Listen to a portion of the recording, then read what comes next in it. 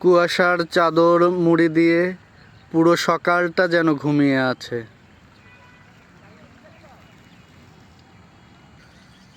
কুয়াশাকে জড়িয়ে পুরো ফসলের ক্ষেত যেন জবুথবু হয়ে রয়েছে। সৌন্দর্য যে কত বিচিত্র হতে পারে দেখুন। এটা ঠিক যেন কানের অর্নামেন্টের মতন লাগছে, সেরকম লাগছে এই ডিউটাকে।